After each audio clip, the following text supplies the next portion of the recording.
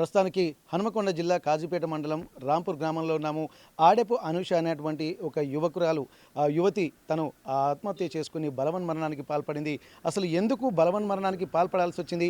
ఈ వయసులో మంచిగా చదువులు చదువుకొని ఉద్యోగాలు చేసుకుంటూ ఒక అయ్య చేతిలో పెట్టి వాళ్ళకు సంతోషంగా ఉంటే చూద్దామని ఆ తల్లిదండ్రులు ఆశలు ఎన్నో కలలు కంటూ ఉంటారు. కానీ ఆ కలలు మధ్యలోనే కళ్ళలుగా మారుతున్నటువంటి పరిస్థితులు గత కొన్ని సంవత్సరాలుగా చూస్తున్నప్పుడు మనకు స్పష్టంగా కనిపిస్తుంది. పిల్లల యొక్క సంతోషాలని చూద్దామనుకుంటున్నటువంటి తల్లిదండ్రులకు ఇక్కడ ఒక వెతలే మిగులుతున్నటువంటి పరిస్థితి. ఆ భవిష్యత్తులో కూడా ఉద్ధరిస్తారనుకున్నటువంటి పిల్లలు కూడా విగత జీవులుగా మారడంతో ఆ కుటుంబాల్లో తీవ్రని విషాదం నెలకొంటుంది. ప్రస్తుతానికైతే ఇక్కడ ఆడెపు అనూష తను బలవన్మరణానికి పాల్పడడానికి కారణం ఏంటి అన్నటువంటి విషయాలు ఒక్కొక్కటిగా తెలుసుకున్నటువంటి ప్రయత్నం చేద్దాం. మనం ప్రస్తుతానికి కాజీపేట మండలం రాంపూర్ గ్రామంలో ఉన్నాము. ప్రస్తుతానికి ఆడెపు అనూష తన స్మృతులను గుర్తు చేసుకుంటూ కుటుంబ సభ్యులు కూడా ఎంతో బాధపడుతున్నారు, కలత చెందుతున్నారు. ఇక్కడ ఈ ఇంట్లో మరొక విషాదం ఏంటంటే 5 సంవత్సరాల వ్యవధిలోనే ముగ్గురు కొంత చెప్దాం అది 5 సంవత్సరాల వ్యవధిలోనే ముగ్గురు విగత జీవులుగా మారడము, ఒక్కొక్క కారణంతో అనారోగ్య కారణాలతో ఒకరు, మిగిలిన కరోనా సమయంలో ఒకరు, ఆ తర్వాత ఏ కారణం లేకుండా తను మాత్రమే తన మానసిక స్థితి, ఎందుకంటే ఒక అబ్బాయిని ప్రేమించినటువంటి ఒక విషయాన్ని చూసి తట్టుకోలేక ఈ తను కూడా బలవన్మరణానికి పాల్పడడం. ఇది ఒక విధంగా చెప్పాలంటే ఇది అకారణంగానే తనువు చాలించిందని చెప్పుకోవచ్చు. ప్రస్తుతానికి ఆడెపు అనూష ఆ స్మృతులను తలుచుకుంటూ వారి కుటుంబ సభ్యులు కూడా బాధపడుతున్నటువంటి పరిస్థితి. వారు చెప్తున్నారు, వారి మధుర స్మృతులు, ఎన్నో జ్ఞాపకాలు వాళ్ళలో ఉన్నాయి. కానీ ఇప్పుడు మధ్యలో లేకపోవడం వల్ల ఎంతటి ఆవేదన, దుఃఖాన్ని అనుభవించేటువంటి వాళ్ళ కుటుంబ సభ్యులకే తెలుస్తుంది. కానీ తను మాత్రం ఇక్కడ విగత జీవురాలుగా మారిన తర్వాత ఇంత ఇబ్బందికర వాతావరణాన్ని విషాదంలో ముంచుతుందని చెప్పి ఆ కుటుంబ సభ్యులు అనుకోలేదు. ఒకసారి వాళ్ళ బంధువులతోటి మనం మాట్లాడేటువంటి ప్రయత్నం చేద్దాం. అసలు ఏమంటారు, వారికి సంబంధించినటువంటి పరిస్థితులు ఎట్లా ఉన్నాయి, ఏ కారణం చేత ఆడెపు అనూష తను విగత జీవురాలుగా మారిందో తెలుసుకున్నటువంటి ప్రయత్నం చేద్దాం. ఎందుకంటే ఇప్పటికీ కుటుంబ సభ్యులు కూడా చాలా మంచి వాతావరణంలో ఉందామనుకున్నారు. ఎందుకంటే పెళ్లి చేసి అత్తారింటికి పంపించి ఒక మంచి అయ్య చేతులు పెట్టి సుఖంగా గడుపుదామని చెప్పి అనుకున్నటువంటి నేపథ్యంలో ప్రస్తుతానికి ఈ కుటుంబంలో మాత్రం విషాద ఛాయలే అలుముకున్నటువంటి పరిస్థితి. ఒక్కసారి ఆ బాధితురాలి కుటుంబ సభ్యులతో మనం మాట్లాడదాము. ఇప్పటి వరకు ఎందుకు ఏం జరిగిందనేటువంటి విషయం కూడా చూడొచ్చు. అందరితో సజావుగానే సాఫీగానే ఉన్నటువంటి తను మాత్రం ఒక్కసారిగా కారణాలు ఏందో తెలియదు. కానీ ఇదే ఇంట్లో తను ఉరేసుకొని తను చనిపోవడాన్ని కూడా అక్కడ జీర్ణించుకోలేకపోతున్నారు కుటుంబ సభ్యులు. ఒక్కసారి వారి బంధువులతోని మనం మాట్లాడదాం, అక్కడ ఏం జరుగుతుందన్నటువంటి విషయాన్ని తెలుసుకున్నటువంటి ప్రయత్నం చేద్దాం.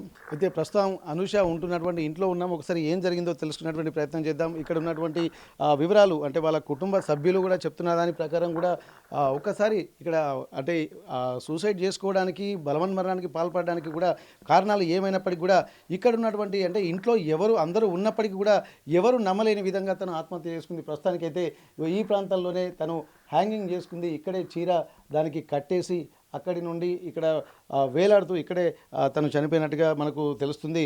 ఇక్కడ కుటుంబ సభ్యులు బయట ఉన్నారు, ఇంట్లో వంట చేస్తుందని చెప్పి వాళ్ళ కుటుంబ సభ్యులు అనుకుంటున్నారు. కానీ విషయం తెలిసి చూసేసరికి తను ఒక్కసారి ఆ కాళ్ళు చూసి ఇట్లా వేలాడేసరికి ఏందన్నటువంటి ఒక బాధతో ఒకసారి చూసేసరికి అప్పటికే జరగాల్సిందంతా జరిగిపోయింది. ఒకసారి వాళ్ళ కుటుంబ సభ్యులతోటి, వాళ్ళ మదర్తో మనం మాట్లాడదాం ఏం జరిగిందనేది. ఒక్కసారి బాధితులు కూడా ఇంత సంఘటన జరగడాన్ని కూడా జీర్ణించుకోలేకపోతున్నారు. ప్రస్తుతానికి అనూష తల్లి మనతో ఉంది. అమ్మ, ఏం జరిగిందమ్మా అసలు? మీకున్నటువంటి సమాచారం ప్రకారం తను ఎందుకు ఇట్లా ఇది చదువుకుంటాంది, ఆమె డిగ్రీ చదివింది, అబ్బాయి కూడా నేను లవ్ చేసిన అన్నది. సరే అని మేము కూడా ఇంట్లో వాళ్ళం ఒప్పుకున్న తర్వాత 2 నెలల కింద తెలిసింది అబ్బాయి వేరే అమ్మాయి మర్డర్ కేసులో ఇరికిండని. ఇంకో అమ్మాయిని ఆ కేసులో ఇరుక్కుపోయి తట్టుకోలేక మా కూతురు అట్లా అయిపోయింది. అంతే. మాకు కూడా కొన్ని చెప్పుకోలే ఆమె లోపల. మేము కూడా చాలా వరకు చెప్పినాం, ఆమెకు చెప్పినాం, మేము పెళ్లి చేస్తామని కూడా ఒప్పుకున్నాం.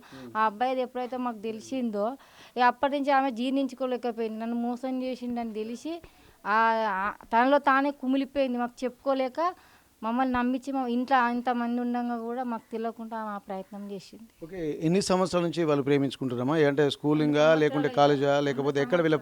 మాకు తెలిసి 1.5 సంవత్సరం అయింది. ఒప్పుకున్నాం కూడా, సంవత్సరం కిందనే ఒప్పుకున్నాం మేము. తెలియదు. అనుషకి ఎన్ని సంవత్సరాలు ఉంటాయమ్మా?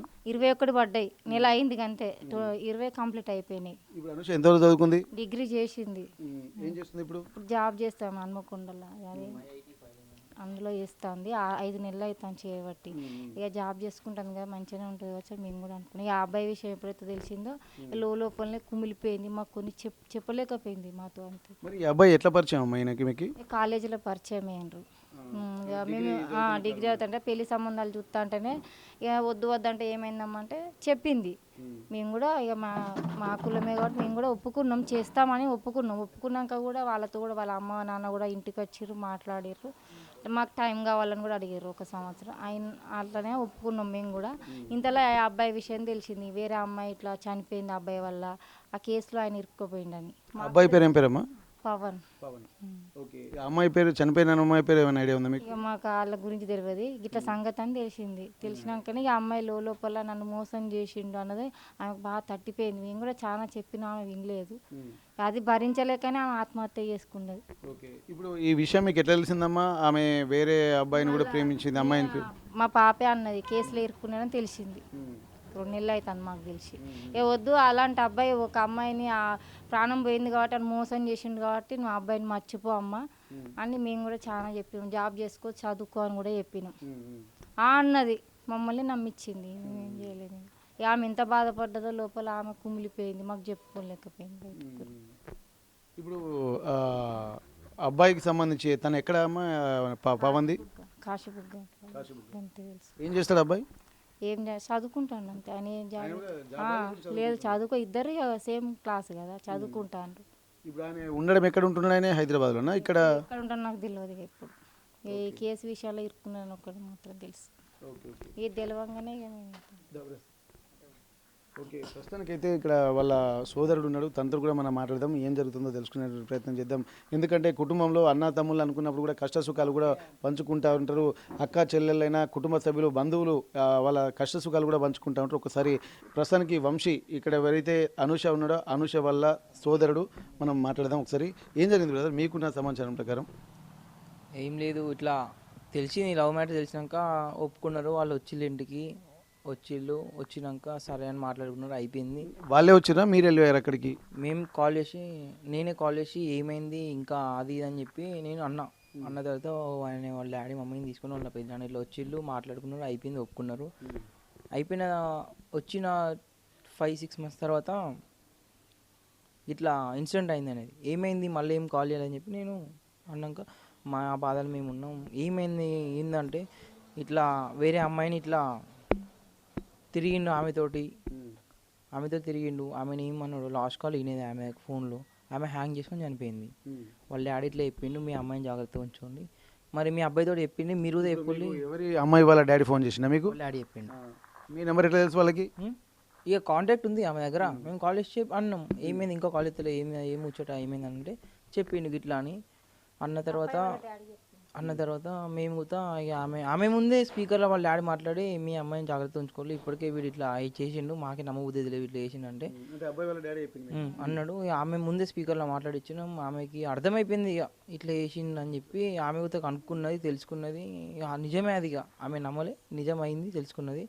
తర్వాత మేము కూర్చోబెట్టి చెప్పినాం, అయింది ఏదో అయిపోయింది, నువ్వు మోసపోలే, తప్పించుకొని బయటపడ్డు అసంటు దగ్గర నుంచి వెళ్ళి, ఒకవేళ నీ పెళ్ళి అయ్యేది ఉంటే ఎట్లుండవు అని చెప్పి అన్నాం. 1 month ఫ్రీగానే ఉంది, ఆఫీస్కి వెళ్తుంది వస్తుంది, మొత్తం ఫ్రెండ్లీ ఉంది ఇంట్లో, కంప్లీట్ ఫ్రెండ్లీ. మొత్తం మర్చిపోయింది అనుకున్నాం. ఇంకా మేము మర్చిపోయింది కావచ్చు, ఇంకో 2-3 years ఆమెను కొంచెం ఫ్రీగా చేసి మేము పెళ్ళి చేసి పంపిద్దామని చెప్పి అనుకున్నాం, వేరే పెళ్ళి. ఆమె నిన్న సడన్గా 2 days నుంచి వెళ్ళి అన్నం తినట్లేదు, ఏం లేదు, సిక్ అయిపోయింది. ఏమైందంటే జ్వరం వచ్చింది. సరే ఆమె జ్వరం వస్తే కొంచెం ఏం తినదు, ఇంకా కొంచెం సెన్సిటివ్. సరే లేచి తింటుందని చేసుకుని మార్నింగ్ లేచేసరికి ఆమె ఎర్లీ మార్నింగ్ 6 to 7 మధ్యలో ఆమె వంట చేస్తుంది. వంట చేసి స్నానం చేసి వెళ్ళిపోతుంది జాబ్కి. వంట చేస్తుంది అనుకుని నేను ఇక్కడే పడుకున్నా. నానమ్మ మా దగ్గర ఉంటే చాయ్ పెట్టుకుని వచ్చింది, పాల బ్యాగ్ తీసుకుని, నువ్వు చాయ్ పెట్టని వచ్చి పాల బ్యాగ్ తీసి డోర్ సైడ్ చూసుకొని ఆమె హ్యాంగ్ చేసుకుంది. ఇప్పుడు మొదటగా చనిపోయినటువంటి అమ్మాయి తను ఎక్కడ? ఆమె ఓ సిటీ. అంటే ఆమెది కూడా ఇక్కడ వరంగలేనా? వరంగల్ ఓ సిటీ. ఆమె ఎస్ఆర్ కాలేజ్లో బీబీఏ చేస్తుంది. ఇప్పుడు వాళ్ళ విషయం మీకు ఎట్లా తెలిసింది? వాళ్ళ విషయం, చనిపోయిన విషయం ఎవరి? అమ్మాయి వాళ్ళ ఫాదరా? పవన్ వాళ్ళ ఫాదర్ చెప్పిండా మీకు? పవన్ వాళ్ళ ఫాదర్ చెప్పిండు. చెప్పిండు. ఇప్పుడు దీని మీద పోలీస్ కేసు ఆ అబ్బాయి మీద ఎఫ్ఐఆర్ ఫైల్ అయింది, ఆయన మీద ఎఫ్ఐఆర్ ఫైల్ అయింది. దాని సర్చింగ్లోనే ఉన్నారు. అందులోనే ఈ 2 monthsలో ఆమె ఇట్లా చేసుకుంది. ఇప్పుడు హైదరాబాద్ మాదాపూర్ పోలీస్ స్టేషన్లో కేసు నమోదైందని చెప్పి తెలిసింది. మరి ఇక్కడ ఓసిటీలో ఉన్నటువంటి అమ్మాయికి అక్కడ ఎట్లా కేసు నమోదైంది? అమ్మాయిది ఓసిటీ, ఆమె ఎస్ఆర్ కాలేజ్ అవుతుంది. కాలేజ్ అయిపోయింది ఆమెది, ఎంబీఏ ఇంటర్న్షిప్ కోసం మాదాపూర్ వెళ్ళింది. అక్కడ హాస్టల్ ఉంటూ ఆమె ఇంటర్న్షిప్ చేస్తుంది. ఆయన కాల్ చేసిండట మార్నింగ్, నైట్ ఏమో కాల్ చేసిండు. మార్నింగ్ వరకు ఆమె హాస్టల్లోనే హ్యాంగ్ చేసుకుని చనిపోయింది. అక్కడ ఉన్న పోలీసులు మాదాపూర్ వాళ్ళు కేసు ఫైల్ అయింది, ఎఫ్ఐఆర్ ఫైల్ అయింది ఆయన మీద. అంటే ఇప్పుడు ఇద్దరిది అనుషది ఈమెది ఇద్దరు వరంగల్ అన్నట్టుగా, అంటే మన వరంగల్ సంబంధించి. ఆయనది కూడా వరంగలే, ఆయనది కూడా వరంగల్. వీళ్ళు ముగ్గురు, ఆయనది కాశీబుగ్గ, ఆమెది ఓసిటీ, ఇక్కడ రాంపూర్ మాది. అంటే ఇతను ప్యారలల్గా ఇప్పుడు ఈ అమ్మాయితోటి మీ సిస్టర్ తోటి లవ్లో వండుకుంటూ ఆ అమ్మాయితోటి కూడా లవ్లో ఉన్నాడని అనుకోవచ్చు కదా? లేదు, ఫస్ట్ వీళ్ళిద్దరు రిలేషన్షిప్లో ఉన్నారు. మీ సిస్టరు మా అక్కయ్యను అతను పవన్ అనేట ఆయన కాలేజ్ నుంచి రిలేషన్షిప్లో ఉన్నారు. రీసెంట్గా 1 year or 7 months అవుతుంది ఆమెతో టచ్అప్లో ఉండబట్టి. ఓకే, ఇప్పుడు ఆమె కారణం ఎందుకు అనుకోవచ్చు? అసలు ఏమన్నా మోసం చేశాడా, లేకపోతే ఏ కారణం వల్ల చనిపోయాడని చెప్పి మీకు బాధ్యతలు చెప్తున్నా? నాకు తెలియదు ఇంకా, మేబీ ఇంకా ఏం బ్లాక్మెయిల్ చేశాడు అని ఆమె హ్యాంగ్. వాళ్ళిద్దరు రిలేషన్షిప్లో లేరు, వీళ్ళు ఉన్నట్టు లేరు, నార్మల్ రిలేషన్షిప్లో ఉన్నారు. ఇప్పుడు వాళ్ళ నాన్న కానీ, లేకపోతే అమ్మాయి ముందు చనిపోయినటువంటి అమ్మాయి వాళ్ళ నాన్న కానీ, పోలీసులు కానీ మీకు చెప్తారు కదా కారణం ఈ రీజన్ తోటి? ఎందుకంటే మీ అక్కను కన్విన్స్ చేయాలన్నా కానీ ఏ రీజన్ వల్ల చనిపోయాడో, అతను ఎంత ఫ్రాడ్ చేసిండు అనేది కూడా పోలీసులు కూడా మనకు చెప్తా ఉంటారు కదా. ఆ రీజన్కి ఇట్లా ఏం చెప్పలేదా? ఏం లేదు. సో ఆమె గురించి కంప్లీట్గా మర్చిపోయాను, మేము పట్టించుకోలే. ఇంకెక్కువ ఆయన గురించి ఆలోచించలేదు. ఇట్లా చేసిండు, అయిపోయింది, అయింది, వదిలేసాం. ఇప్పుడు ఎఫ్ఐఆర్ నమోదైంది కదా, ఎఫ్ఐఆర్ నమోదైన తర్వాత ఇప్పుడు ఒక్కడి మీదనే అయిందా, లేకపోతే వాళ్ళ బంధువుల మీద ఏమన్నా మీకు తెలిసిన సమాచారం ప్రకారం? ఆయనతో పాటు ఇంకో 2 ఉన్నారని చెప్పి తెలిసింది. మరి ఆయన వాళ్ళ ఫ్రెండ్స్ అయ్యారో తెలియదు. మొత్తం వీళ్ళు ముగ్గురు, ఈయన లాస్ట్ క్యాండిడేట్ ఆమెతో తిరుగుతుంది. ఓకే ఓకే, అంటే ఈ అబ్బాయితో పాటు, ఈ పవన్ అనేటువంటి అబ్బాయితో పాటు మరో 2 మీద కూడా ఎఫ్ఐఆర్ నమోదైంది. వాళ్ళ మీద నమోదు కాలేదు, ఈయన మీదే నమోదైంది. ఓకే, ఆమె విషయంలో కంప్లీట్ ఈయనే ఉన్నాడు. అలా ఎవిడెన్స్ మాత్రం ఈయన మీద ఉంది, వాళ్ళు మాత్రం లేదు. ఓకే ఓకే ఓకే, ఇప్పుడు ఫైనల్గా ఇప్పుడు మీరు అనుకుంటున్నారు కదా, ఇప్పుడు ఆ అమ్మాయి తోటి తను ఫ్రాడ్ చేయడం వల్ల అమ్మాయి చనిపోయింది. ఆ అమ్మాయిని కేసు ఉండడం వల్ల ఈ అబ్బాయిని మీ సిస్టర్ మర్చిపోలేక తను మీరు ఎందుకంటే వద్దని కన్విన్స్ చేసిండు, కానీ ఆమె కన్విన్స్ అయింది. ఇక ఆమెకు అర్థమైపోయింది, ఇంకా మేము ఇప్పాల్సిన అవసరం లేదు అక్కడ. ఆమె కంప్లీట్ అర్థమైపోయింది కాబట్టి ఆమె తను ఫ్రాడ్ చేయడం వల్ల అమ్మాయి చనిపోయింది. ఆ అమ్మాయిని కేసు ఉండడం వల్ల ఈ అబ్బాయిని మీ సిస్టర్ మర్చిపోలేక తను మీరు ఎందుకంటే వద్దని కన్విన్స్ చేసిండు, కానీ ఆమె కన్విన్స్ అయింది. ఇక ఆమెకు అర్థమైపోయింది, ఇంకా మేము ఇప్పాల్సిన అవసరం లేదు అక్కడ. ఆమె కంప్లీట్ అర్థమైపోయింది కాబట్టి ఆమె సైలెంట్ అయింది. మేము కూడా ఏమనలేక సరే నీ ఇష్టం, మూవ్ ఆన్, టైం తీసుకో అని చెప్పి నాకు చెప్పినాం. కానీ అయినా తను మీకు కూడా మీదికి ఓకే, మీదికి మేము చెప్పినట్టు ఓకే, కంప్లీట్ ఫ్రెండ్లీ. లోపల ఆమెకి చాలా ఉండిపోయింది. ఇంకా అంటే అతనితో రిలేషన్షిప్లో ఉండడం వల్ల కూడా మంచి భవిష్యత్తును ఊహించుకున్నది. ఆ ఊహించుకున్నటువంటి వ్యక్తి దూరం అవుతాడు, ఎట్లాగూ తను పెళ్లి జరగదన్నటువంటి ఒక వ్యధతోటి తను బలవన్మరణానికి పాల్పడింది అంటారు. ఓకే ఓకే, ఇక్కడ ప్రస్తుతానికైతే ఇక్కడ రాంపూర్లో ఇక్కడ అంటే మొత్తానికి 2 కేసులు ఇక్కడ అంటే ఎవరైతే పవన్ ఉన్నాడో తను మొదటగా ఈ అమ్మాయితో అనుషతోటి రిలేషన్షిప్లో 1.5 year 2 years నుండి కూడా రిలేషన్స్లో ఉన్నారు. ఆ తర్వాత అంటే కాలేజ్ నుండే పరిచయం కావడంతో రీసెంట్గా ఒక 5 నెలల నుండి కూడా ఉద్యోగం చేస్తున్నానని చెప్పి ఇక్కడ పక్కనే ఒక కంపెనీలో ఉద్యోగం చేస్తుంది. తను కూడా ఈ పవన్ తోటి రేపు భవిష్యత్తు కూడా సాఫీగా ఉంటుంది అనుకుంటున్నటువంటి తరుణంలో క్లాస్మేట్స్ కాబట్టి ఇద్దరికి ఒకరికొకరు పూర్తిగా అర్థమయ్యే ఉంటుంటుంది. కానీ ఇంతలోనే ఒక మంచి భవిష్యత్తును ఊహించుకుంటున్నటువంటి సమయంలోనే ఈ అబ్బాయి వల్లనే వరంగల్ ఓసిటీకి సంబంధించినటువంటి ఒక అమ్మాయి చనిపోవడము, ఆత్మహత్య చేసుకోవడానికి కారణం వెనుక అనేక ఎవరు శ్రియ అనేటువంటి అమ్మాయి కూడా ఆత్మహత్య చేసుకుని బలవన్మరణానికి పాల్పడడం వల్ల కూడా చాలా విషయాలు కూడా వెలుగులోకి వచ్చాయి. అయితే ఈ విషయం తెలిసిన తర్వాత ఈ కుటుంబ సభ్యులు కూడా పవన్ వాళ్ళ అమ్మా నాన్నలతోటి కుటుంబ సభ్యులతోటి మాట్లాడి పెళ్లికి కూడా ఒప్పించేటువంటి ప్రయత్నం చేశారు. వాళ్ళు కూడా 1 సంవత్సరం తర్వాత పెళ్లి చేసుకుంటాం ఇప్పుడే కదా అని చెప్పి ఆ ప్రణాళికలు కూడా వేసుకుంటున్నటువంటి సమయంలో ఆ తర్వాత అసలు విషయం తెలిసింది.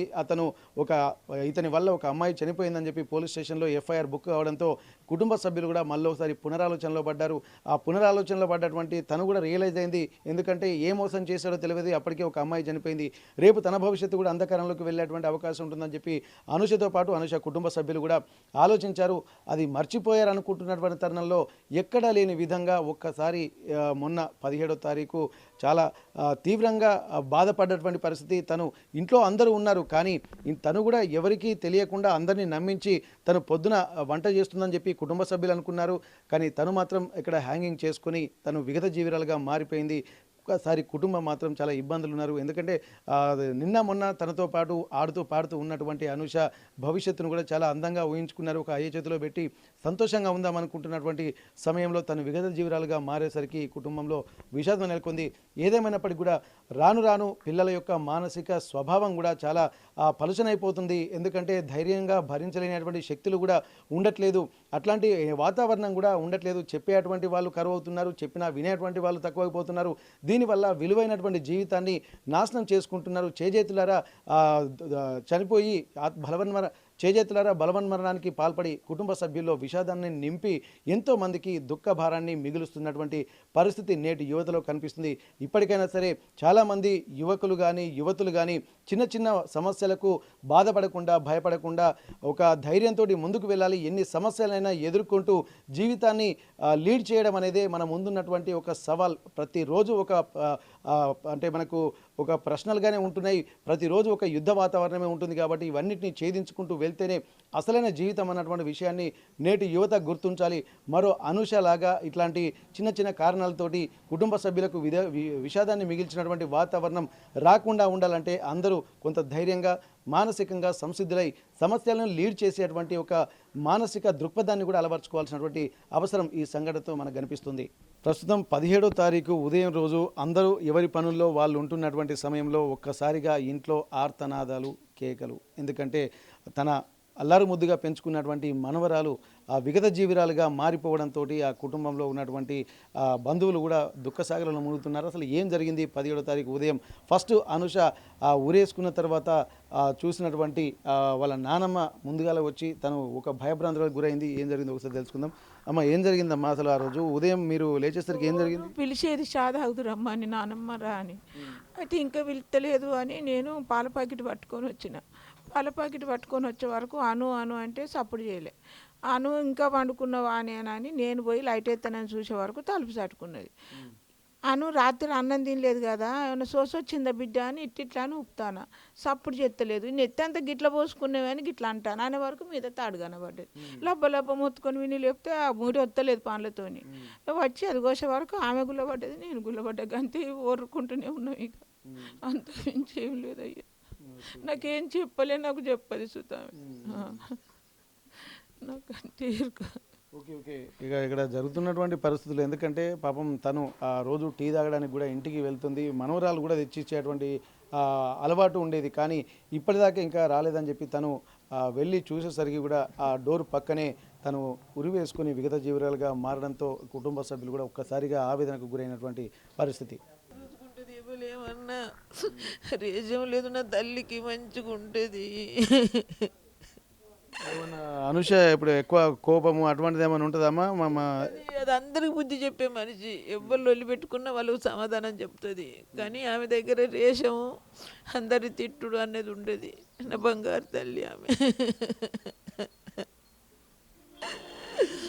ఎవరన్నా కోపం వచ్చన్నా మళ్ళీ పిలుస్తుంది, మళ్ళీ మాట్లాడుతుంది. అటువంటి పిల్లను మాయం చేసిండు కొడుకు.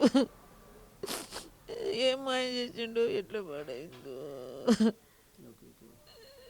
అభం శుభం తెలియనటువంటి ఒక ఆడపిల్లను ప్రేమ పేరుతోటి ఒక అమ్మాయి జీవితాన్ని నాశనం చేయడమే కాకుండా మరొక అమ్మాయి జీవితాన్ని కూడా నాశనం చేసినటువంటి ఆ నిందితుడు ఎవరైతే ఉన్నారో తను మాత్రం బయటనే ఉన్నాడా లేకుంటే పోలీసులు అదుపులో ఉన్నాడా తెలియదు. కానీ ఇట్లాంటి వాళ్ళని మాత్రం ఏం చేయాలన్నది కూడా ఒకసారి వాళ్ళతో మన బంధువులతో మనం మాట్లాడదాం. నిజంగా ఇప్పుడు మీకు సంబంధం లేని విషయం, ఎందుకంటే ఎవరో ఒకరు వచ్చి అంటే అంటారు కదా, కాకొచ్చి గద్దొచ్చి కోడి పిల్లని అనుకొని పోయింది అన్నట్టు మీరు మీరు ఉంటున్నటువంటి నేపథ్యంలో మీ కూతుర్ని ఒక్కసారిగా ఇట్లా చూస్తారని ఎవరు అనుకోలేదు. అందరూ మాగున్నటువంటి సమయంలో ఇక్కడ ప్రేమ అనేటువంటి ఒక అంశమే ఇక్కడ ఆమె జీవితాన్ని కూడా మింగేసిందని చెప్పుకోవచ్చు. మీకు మరి నిజంగా అట్లాంటి వాళ్ళని ఏం చేయాలమ్మా? వదిలేయద్దు. ఇలాంటి వాటికి ఇది చేయొద్దు, చంపేయాలి. ఇట్లా అమ్మాయిలను మోసం చేసే వాళ్ళని అసలే ఇది చేయొద్దు. మరి జరుగుతున్నాయి కదా ఎక్కువ. పేరుతోని అమ్మాయిలను మోసం చేసి వాళ్ళ జీవితాలతో ఆడుకుంటాను. నిజమైన ప్రేమ ఉండాలి కదా, ఉన్నప్పుడు కలిసి ఉంటుంది. అది అబద్ధ ప్రేమ మోసం. ఇంకో అమ్మాయిని కూడా ఇప్పుడు 2 అమ్మాయిలు బలి తీసుకున్నాడు వాడు. ఏం లాభం? అలాంటి వాడు ఎందుకు బతికి భూమి మీద? మాకేం చిక్కులు తెలియదు. మేము ఇంట్లోకి వెళ్ళి బయటికి వెళ్ళాం. మా ఇంట్లో ఏందో మా షాపు ఇదే ఇంతవరకే తెలుసు. బయట ప్రపంచం ఎక్కువ తెలియదు. అమ్మాయి చదువుకుంటుంది అనుకున్నాం, సరే ఒప్పుకున్నాం. వాడు ఇంట్లో చేస్తాడని మేము కూడా ఎవరం ఊహించలే. మా అమ్మాయి కూడా కొంచెం తొందరపడ్డది. ఎందుకంటే కొంచెం ఆలోచిస్తే మా గురించి అయినా ఆలోచిస్తే అయిపో. సరే మోసం చేసి ఇంతగానని చెప్పారు కదా అని ఆమె తట్టుకోలేకపోయింది. వాడు చేసిన మోసాన్ని భరించలేకనే చనిపోయింది. మేము ఒప్పుకోలేదని కాదు, మేము చేయమని కూడా అనలే ఆమెను. మేము ఎవరం ఇబ్బంది పెట్టారు. మా మరుదులు ఒప్పుకున్నాం, ఇంట్లో అందరం ఒప్పుకున్నాం, చేస్తామని కూడా చెప్పినాం. అయినా ఆమె తట్టుకోలేకపోయింది. వాడి మోసాన్ని ఆమె తట్టుకోలేకపోయింది. వాడు ఇంకో అమ్మాయి కూడా చనిపోయింది వాడి వల్ల. కాబట్టి నా కూతురు తట్టుకోలే వాడు చేసిన మోసాన్ని, భరించలేకనే చనిపోయింది. మాకు చెప్పుకోలేక లోపల బలవంతంగా ప్రాణం తీసుకున్నది ఆమె. అలాంటివన్నీ ఏం చేస్తారు? ఇక ఇంకెంతమంది జీవితాలు ఇట్లా ఆగమైపోతాయి అలాంటి వాళ్ళ వల్ల. ఇంకెంతమంది అమ్మాయిల జీవితాలు ఖరాబ్ అవుతాయి. మా లాంటి వాళ్ళు ఇంకెంత బాధపడాలి? నిజంగా మధ్యతరగతి కుటుంబాలకు వచ్చేసరికి కూడా ఎందుకంటే అందరినీ నమ్ముతూ ఉంటారు. అక్కడ ఉన్నటువంటి అవసరాలు కావచ్చు, అక్కడ ఉన్నటువంటి పరిస్థితులు కావచ్చు, కుటుంబం యొక్క ఆర్థిక పరిస్థితులు కావచ్చు, లేకపోతే అందరినీ నమ్మించేటువంటి దుష్ట వ్యక్తులు ఉన్నంత వరకు ఇట్లాంటి అమాయకమైనటువంటి జీవితాలు మాత్రం బలవుతున్నటువంటి పరిస్థితి. ఇట్లాంటి వాళ్ళని మాత్రం గమనించుకోవాల్సినటువంటి అవసరం ఉంటుంది. ఎందుకంటే తల్లిదండ్రులు కూడా కొంత పిల్లల్ని కూడా ఒక కంట కనిపెట్టాల్సినటువంటి అవసరం ఉంటుంది. ఎంత నమ్మినా కానీ బయటి వాళ్ళు వచ్చి ఒక అబద్ధపు ఆలోచనలు, అలాగే మోసపూరిత దృక్పథంతో అమాయకమైనటువంటి ఆడపిల్లలను నమ్మించి మోసం చేయడమే కాదు, ఇప్పుడు తను బాగుపడలేదు, అలాగే ఒక 2 జీవితాలను కూడా తను చిదిమేసినటువంటి ఒక దుస్థితి మాత్రం ఇట్లాంటి ప్రేమ పేరుతో జరిగిందనేది కూడా చాలా దారుణంగా మనం పరిగణించాల్సి ఉంటుంది. ఇట్లాంటి వాడిని మాత్రం ఊరికే వదిలిపెట్టకూడదు. ఎందుకంటే ఇంకా మరికొంతమంది ఆడపిల్లల జీవితాలు నాశనం కాకుండా ఉండాలంటే ఇట్లాంటి దుర్మార్గులను కఠినంగా శిక్షించాల్సి ఉంటుంది.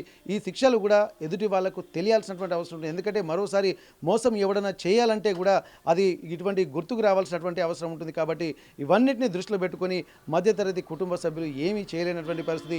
న్యాయ సహాయం కూడా అందదు. ఇక్కడ లోపల కుమిలిపోయి మానసికంగా కృంగిపోయి జీవితాల్ని ముగించడమే వారి ముందున్నటువంటి ఆ బాధ్యతగా కనిపిస్తుంది. దిక్కుతోచని స్థితిలో కన్న పిల్లలు కళ్ళ ముందే విగత జీవులుగా మారుతుంటే తట్టుకోలేక ఆ హృదయ విదారకమైనటువంటి సంఘటనలు చూస్తుంటే ఎవరినైనా కలిచివేస్తుంది. ఇట్లాంటి సంఘటనలు మరి ఏ ఆడపిల్లకు కూడా రాకుండా ఉండాలంటే ఇటువంటి నిందితుల్ని, దుష్టుల్ని, దుర్మార్గుల్ని కఠినంగా శిక్షించాలని చెప్పి వారి కుటుంబ సభ్యులు కూడా చెప్తున్నటువంటి పరిస్థితి.